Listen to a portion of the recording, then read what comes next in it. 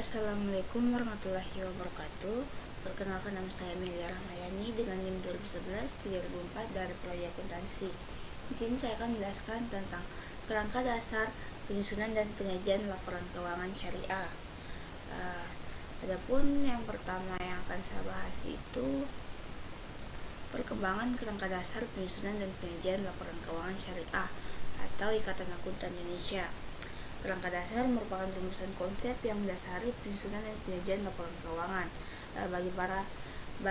bagi para pemakai eksternal.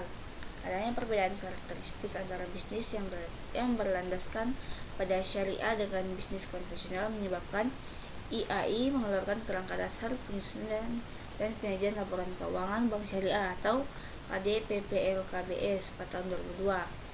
KDPP-LKBS selanjutnya disempurnakan pada tahun 2007 menjadi kerangka dasar penyusunan dan penyajian laporan keuangan syariah atau KDPP-LKS.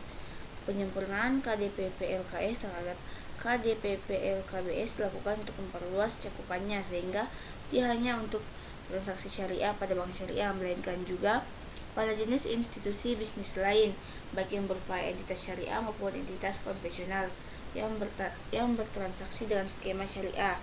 Berdasarkan pengantar yang disampaikan oleh Dewan Standar Akuntansi Keuangan dalam eksposur draft KDPP LKS dan evaluasi penulis terhadap KDPP LKS yang telah disahkan, terdapat perbedaan sistematika penulisan KDPP LKS dengan KDPP LKBS. Sistematika KDPP LKBS itu hanya menyajikan kerangka dasar yang berbeda atau bersifat tambahan dari KDDP LK 2004, dan jika tidak diatur secara khusus diasumsikan kerangka dasar yang ada dalam KDPP LK 1994 dianggap juga berlaku untuk bank syariah. Sementara itu pada KDPP LKS ini seluruh kerangka dasar dituliskan dengan tujuan agar pengguna dapat lebih mudah memahami KDPP LKS dalam satu kesatuan secara utuh.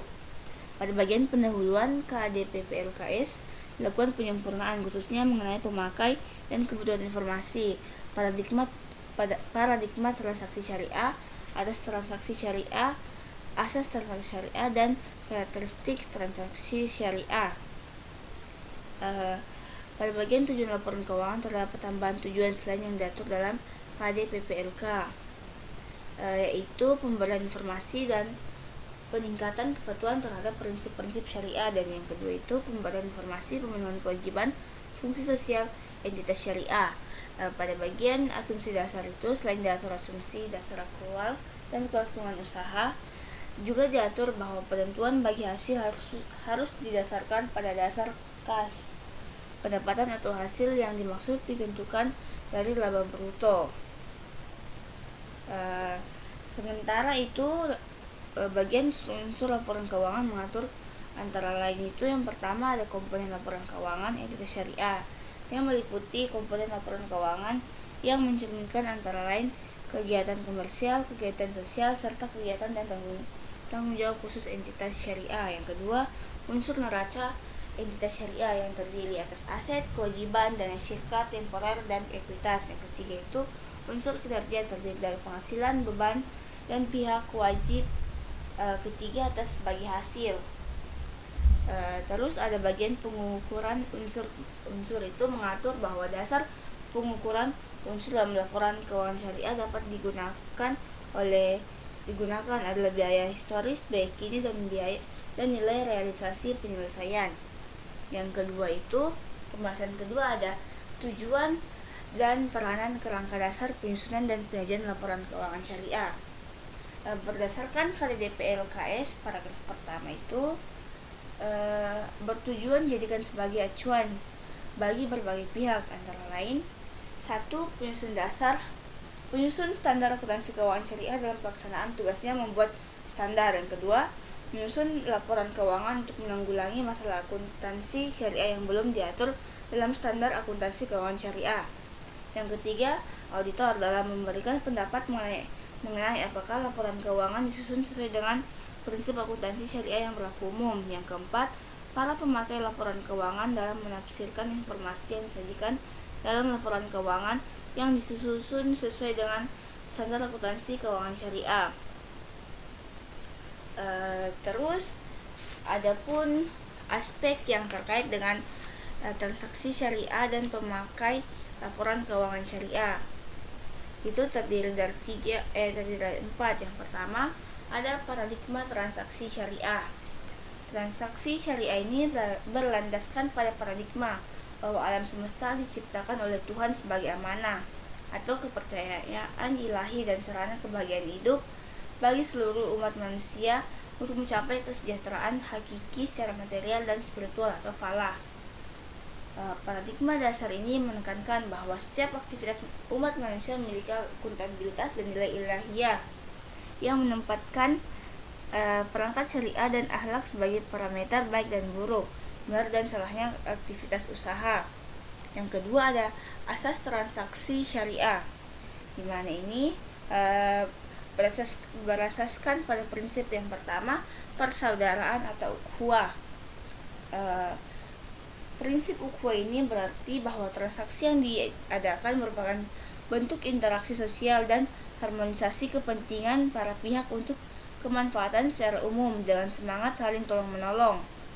Ukhuwah dalam transaksi syariah meliputi berbagai aspek, yaitu saling mengenal, ta'aruf, saling memahami, tafahum, saling menolong, ta'awun, saling menjamin, takaful, dan saling bersinergi, tahaluf. Terus ada keadilan atau adalah.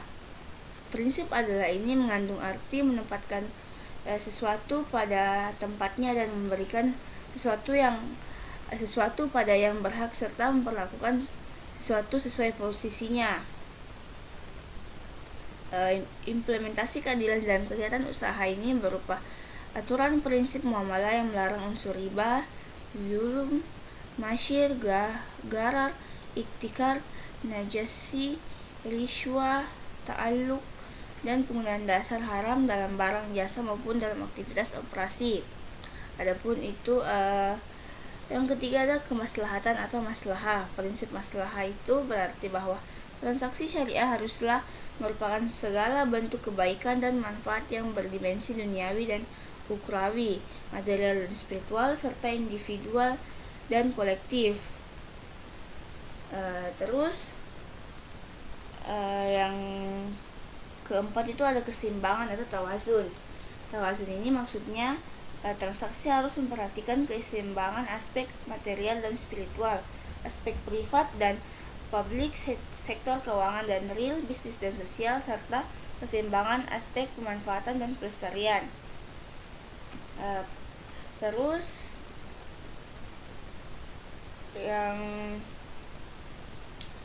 ada prinsip syumuliyah yang artinya itu transaksi syariah dapat dilakukan dengan dan untuk semua pihak yang berkepentingan atau stakeholder tanpa membedakan suku, agama, ras, dan golongan sesuai dengan semangat rahmatan lil alamin. Yang ketiga itu ada karakteristik transaksi syariah, di mana transaksi syariah ini dapat berupa aktivitas bisnis yang bersifat komersial maupun aktivitas sosial yang bersifat non komersial. Transaksi syariah komersial ini berupa investasi untuk mendapatkan bagi hasil, jual beli barang untuk mendapatkan laba, dan atau pemberian layanan jasa untuk mendapatkan imbalan. Adapun transaksi non komersial itu dapat dilakukan berupa pemberian pinjaman atau talangan, penghimpunan dan penyaluran dana sosial seperti zakat, infak, sedekah, wakaf, dan hibah. Kedua jenis transaksi tersebut harus memenuhi persyaratan syariah, yaitu terbebas dari hal-hal yang dilarang seperti terbebas dari unsur riba, zulm, masyir, gharar, haram, iktikar, ta'alluq, dan lainnya. Terus yang keempat itu ada pemakai laporan keuangan syariah. Pemakai laporan keuangan syariah ini meliputi investor sekarang dan investor potensial, pemilik dana qadar, pemilik dana pembiayaan mudharabah, pemilik dana titipan dan penerimaan titipan, pembayaran dan penerima zakat, infak, sedekah, dan wakaf, pengawas syariah, karyawan, pemasok, dan mitra usaha lainnya, pelanggan, pemerintah, serta lembaga-lembaga dan masyarakat. Adapun berikut akan dibahas kebutuhan informasi bagi masing-masing pemakai laporan keuangan. Yang pertama itu ada investor sekarang dan investor potensial. Investor sekarang itu adalah orang atau institusi yang telah memiliki surat saham suatu perusahaan, sedangkan investor potensial adalah orang atau institusi yang hendak memiliki surat saham suatu perusahaan. Terus yang kedua ada pemberi dana holder, yaitu merupakan individu atau institusi yang memberikan pinjaman pada entitas syariah dengan menggunakan skema holder, yaitu pinjaman dengan pengembalian sejumlah uang yang sama dengan yang dipinjam. Terus yang ketiga pemilik dana syirkah temporer, yaitu adalah individu atau institusi yang menginvestasikan dananya pada entitas syariah secara temporer dengan menggunakan skema bagi hasil. Terus ada pemilik dana titipan, yaitu individu atau institusi yang menitipkan dananya di entitas syariah dengan skema wadiah atau penitipan tanpa adanya kewajiban bagi yang dititipi untuk memberikan tambahan kepada penitip. Yang kelima ada pembayaran dan penerima zakat, infak, sedekah, dan wakaf. Ini berkepentingan dengan informasi mengenai sumber dan penyaluran dana tersebut. Yang keenam ada pengawas syariah, di mana orang yang ditugaskan oleh Dewan Syariah Nasional untuk mengawasi kepatuhan suatu entitas syariah terhadap prinsip syariah. Yang ketujuh ada karyawan. Dalam hal ini, individu yang bekerja pada entitas syariah atau kelompok-kelompok yang mewakili kepentingan mereka dalam hubungannya dengan entitas syariah. Yang kedelapan adalah pemasok dan mitra usaha lainnya yang tertarik dengan informasi yang memungkinkan mereka menilai apakah jumlah yang terhutang akan dibayar pada saat itu tempo. Yang kesembilan adalah pelanggan yang memerlukan informasi untuk menilai kelangsungan hidup entitas syariah, terutama jika mereka terlibat dalam perjanjian jangka panjang. Yang ke-10 adalah pemerintah. Pemerintah dan berbagai lembaga di bawah kekuasaannya berkepentingan dengan alokasi sumber daya dan aktivitas entitas syariah. Yang terakhir ada masyarakat. Informasi keuangan yang disediakan entitas syariah akan memungkinkan masyarakat menilai kontribusi entitas syariah pada perekonomian nasional, termasuk jumlah orang yang dipekerjakan. Adapun tujuan laporan keuangan, yaitu yang pertama meningkatkan kepatuhan terhadap prinsip syariah dalam semua transaksi dan kegiatan usaha. Yang kedua ada informasi kepatuhan entitas syariah terhadap prinsip syariah, serta informasi aset, kewajiban, pendapatan, dan beban yang tidak sesuai dengan prinsip syariah bila ada, serta bagaimana perolehan dan penggunaannya. Yang ketiga, informasi untuk membantu mengevaluasi pemenuhan tanggung jawab entitas syariah terhadap amanah dalam mengamankan dana yang menginvestasikannya pada tingkat keuntungan yang layak. Dan yang terakhir ada informasi mengenai tingkat keuntungan investasi yang diperoleh penanam modal dan pemilik dana syirkah temporer, serta informasi mengenai pemenuhan kewajiban fungsi sosial entitas syariah, termasuk pengelolaan dan penyaluran zakat, infak, sedekah, dan wakaf. Terus ada asumsi dasar, di mana asumsi ini terbagi menjadi dua. Yang pertama ini dasar akrual dan kelangsungan usaha.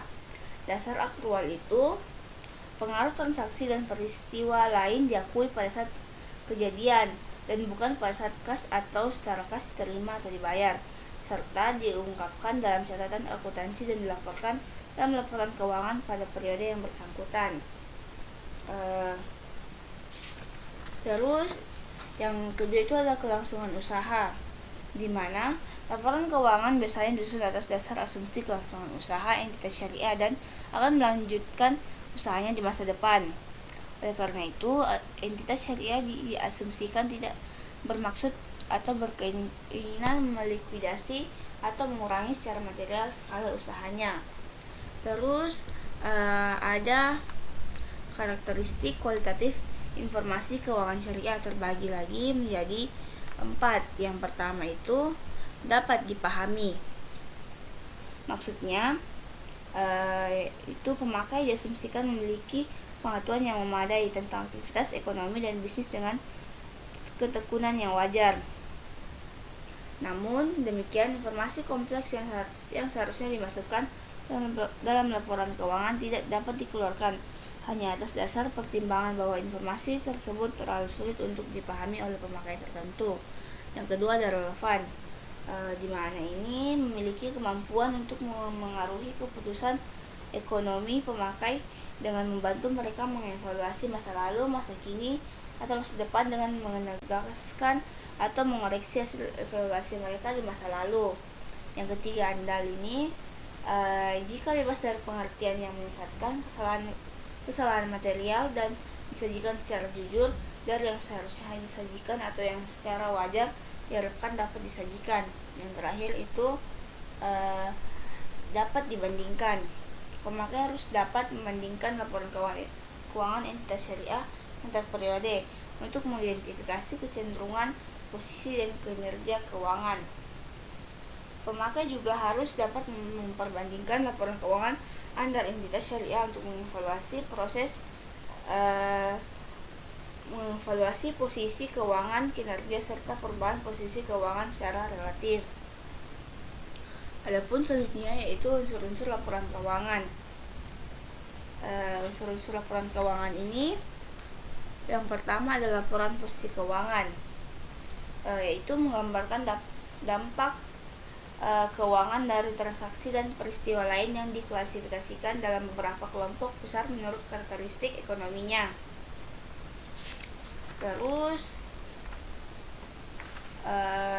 dalam unsur laporan posisi keuangan ini ada aset, kewajiban, dana syirka, temporer, dan ekuitas.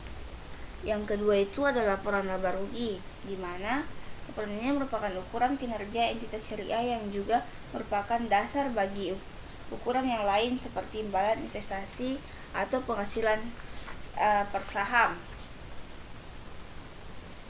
Dalam hal ini itu ada penghasilan, beban, hak pihak ketiga atas bagi hasil, dan zakat. Yang ketiga adalah laporan perubahan ekuitas, di mana perubahan ekuitas entitas syariah ini menggambarkan peningkatan atau penurunan aset neto atas kekayaan selama periode bersangkutan. Laporan perubahan ekuitas itu menunjukkan hal-hal. Yang pertama itu laba atau rugi neto periode yang bersangkutan. Kedua, setiap pos pendapatan dan beban, keuntungan atau kerugian beserta jumlahnya yang berdasarkan PSAK terkait diakui secara langsung dalam ekuitas. Yang ketiga, pengaruh kumulatif dari perubahan kebijakan akuntansi dan perbaikan terhadap kesalahan mendasar sebagaimana diatur dalam PSAK terkait. Yang keempat, transaksi modal dengan pemilik dan distribusi kepada pemilik. Yang kelima, saldo akumulasi laba atau rugi pada awal dan akhir periode serta perubahannya. Yang keenam, rekonsiliasi antara nilai tercatat dari masing-masing jenis modal saham, agi, serta cadangan pada awal dan akhir periode yang mengungkapkan secara terpisah setiap perubahan.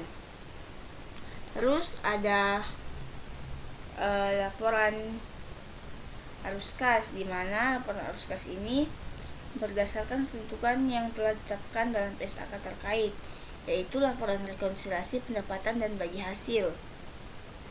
Laporan ini adalah laporan yang menyajikan rekonsiliasi antara pendapatan bank yang menggunakan dasar akrual dengan pendapatan dibagi hasilkan kepada pemilik dana yang menggunakan dasar kas. Latar belakang adanya laporan ini adalah karena adanya perbedaan dasar pengakuan antara pendapatan yang diterima bank dengan pendapatan yang dibagi hasilkan. Terus ada laporan sumber dan penggunaan dana zakat. Laporan ini merupakan salah satu komponen utama laporan keuangan yang harus disajikan oleh entitas syariah.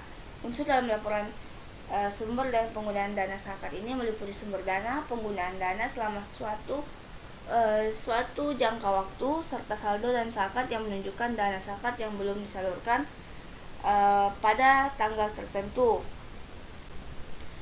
Yang terakhir itu laporan sumber dan penggunaan data kebajikan, yaitu menunjukkan hal-hal. Yang pertama, sumber dana kebajikan yang berasal dari penerimaan, yaitu infak, sedekah, hasil pengelolaan wakaf sesuai dengan perundang-undangan yang berlaku, pengembalian dana kebajikan produktif, denda, dan pendapatan non halal. Yang kedua itu penggunaan dana kebajikan untuk dana kebajikan produktif, sumbangan, dan penggunaan lainnya untuk kepentingan umum, kenaikan atau penurunan sumber dana kebajikan, saldo awal dana penggunaan dana kebajikan, dan saldo akhir dana penggunaan dana kebajikan. Terus ada pengakuan dan pengukuran unsur-unsur laporan keuangan. Pengakuan unsur laporan keuangan itu merupakan proses pembentukan pos yang memenuhi definisi unsur serta kriteria pengakuan dalam neraca atau laporan laba rugi. Pengakuan dilakukan dengan menyatakan pos tersebut baik dalam kata-kata maupun dalam jumlah uang dan mencantumkannya ke neraca atau laporan laba rugi. Adapun pengakuan masing-masing unsur utama laporan keuangan yaitu berupa pengakuan aset, di mana aset diakui dalam neraca jika besar kemungkinan bahwa manfaat ekonomi yang di masa depan diperoleh entitas syariah dan aset tersebut mempunyai nilai atau biaya yang dapat diukur dengan andal. Yang kedua, pengakuan kewajiban. Kewajiban diakui dalam neraca jika besar kemungkinan bahwa pengeluaran sumber daya yang mengandung manfaat ekonomi akan dilakukan untuk menyelesaikan kewajiban sekarang dan jumlah yang harus diselesaikan dapat diukur secara andal. Yang ketiga, pengakuan dana syarikat temporer. Pengakuan ini dalam neraca hanya dilakukan jika entitas syariah memiliki kewajiban untuk mengembalikan dana yang diterima melalui pengeluaran sumber daya yang mengandung manfaat ekonomi dan dapat berubah sesuai dengan hasil dari investasinya. Yang keempat, pengakuan penghasilan, di mana pengakuan ini diakui dalam laporan laba rugi jika kenaikan manfaat ekonomi di masa depan yang berkaitan dengan peningkatan aset atau penurunan kewajiban telah terjadi dan dapat diukur secara andal. Yang terakhir itu ada pengakuan beban. Beban ini diakui dalam laporan laba rugi jika penurunan manfaat ekonomi masa depan yang berkaitan dengan penurunan aset atau peningkatan kewajiban telah terjadi dan dapat diukur dengan andal. Terus ada pengukuran. Pengukuran adalah proses penetapan jumlah uang untuk mengakui dan memasukkan setiap unsur laporan keuangan dalam neraca dan laporan laba rugi. Dasar pengukuran yang umum digunakan entitas syariah dalam penyusunan laporan keuangan itu adalah biaya historis. Akan tetapi dalam kondisi tertentu dasar ini dikombinasikan dengan dasar pengukuran yang lain seperti pada penilaian persediaan yang dinyatakan sebagai nilai terendah dari biaya historis atau nilai realisasi neto, sedang akuntansi dana pensiun menilai aset tertentu berdasarkan nilai wajar. Terus yang terakhir itu adalah catatan atas laporan keuangan. Catatan atas laporan keuangan ini meliputi penjelasan naratif atau rincian jumlah yang tertera dalam laporan keuangan utama. Catatan ini harus mengungkapkan hal-hal. Yang pertama, informasi tentang dasar penyusunan laporan keuangan dan kebijakan akuntansi yang dipilih dan diterapkan terhadap peristiwa dan transaksi yang penting. Yang kedua, informasi yang diwajibkan dalam PSAK tetapi tidak disajikan dalam neraca, laporan laba rugi, laporan arus kas, laporan perubahan ekuitas, laporan sumber dan penggunaan dana zakat, dan laporan penggunaan dana kebajikan. Yang terakhir itu informasi tambahan yang tidak disajikan dalam laporan keuangan tetapi diperlukan dalam rangka penyajian secara wajar. Mungkin itu saja yang dapat saya sampaikan. Kurang lebihnya mohon dimaafkan. Billahi wastabiqul haq wastabiqul khairat. Assalamualaikum warahmatullahi wabarakatuh.